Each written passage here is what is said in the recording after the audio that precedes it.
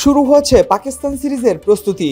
দীর্ঘ বিরতির পর এই সিরিজ দিয়েই আবারও আন্তর্জাতিক ক্রিকেটে ফিরতে যাচ্ছে বাংলাদেশ। বছরের প্রথম সিরিজে বুধবার সফরকারী পাকিস্তানের বিপক্ষে মাঠে নামবে টাইগাররা। আর সিরিজ শুরুর আগে মিরপুরের উইকেট নিয়ে আশাবাদী বাংলাদেশ দলের প্রধান কোচ ফিল সিমন্স। অন্যদিকে অভিষেকের অপেক্ষায় থাকা 6 ক্রিকেটার নিয়ে বাংলাদেশ সফরে এসেছে পাকিস্তান। স্বাভাবিকভাবেই বাংলাদেশের বিপক্ষে পাকিস্তানের এমন স্কোয়াড দেখে অবাকই হয়েছেন সবাই। তবে পাকিস্তান কোচ মাইক হ্যাসন তরুণ ক্রিকেটারদের জন্য এই সিরিজ ভালো সুযোগ হিসেবেই দেখছেন। সোমবার মিরপুরে সংবাদ সম্মেলনে উইকেট প্রসঙ্গে কথা বলতে গিয়ে সিমন্স জানান, আগের তুলনায় এবার উইকেট অনেক ভালো মনে হচ্ছে।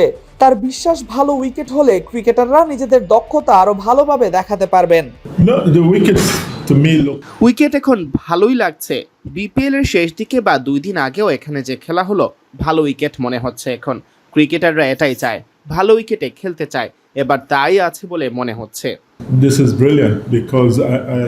পাকিস্তান তো চাইবেই না আবারও 3-0 ব্যবধানে হারতে। এবার আবার উইকেটও ভালো, আমরা ভালো শুরুর জন্য মুখিয়ে আছি। এই সিরিজ দিয়েই বিশ্বকাপ যাত্রা শুরু হবে আমাদের।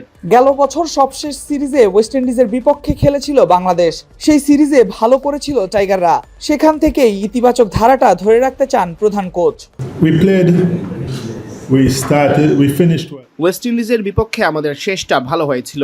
উইকেট ওই সিরিজের চেয়ে অনেক ভালো দেখাচ্ছে। এখন আসল বিষয় হলো উন্নতি।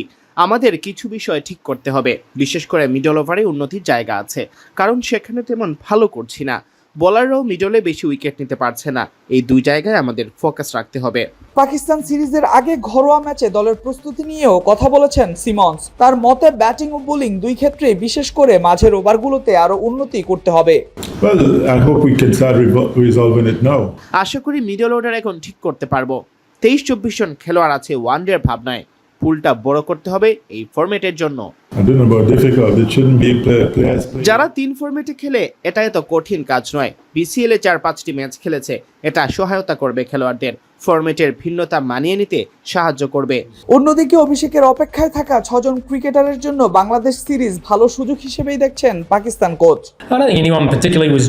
যেই বাদ পড়ুক, আমি মনে করি এটা আমাদের জন্য একটু যাচাই বাছাইয়ের সুযোগ। আমরা তরুণদের সুযোগ দেওয়ার তেমন একটা সুযোগ পাই না। এই সার্কিটে অনেক খেলোয়াড়ই আছে, যেমন ধরুন সাহিবজাদা ফারহান টি-20 বিশ্বকাপে দারুণ করেছে।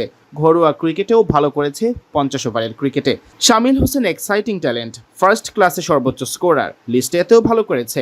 গত বছর সায়েন্সের হয়েও ভালো করলো। আশা করছি নতুনরা ভালোই করবে। তবে সব ছাপিয়ে পাকিস্তানের বিপক্ষে সিরিজ দিয়ে মাঠের ক্রিকেটে ফিরছে বাংলাদেশ। ভালো উইকেট এবং প্রস্তুতির ধারাবাহিকতা ধরে রেখে ইতিবাচক শুরু করার লক্ষ্যই এখন টাইগারদের। Al Mahmud Fahim, BD ক্রিক time.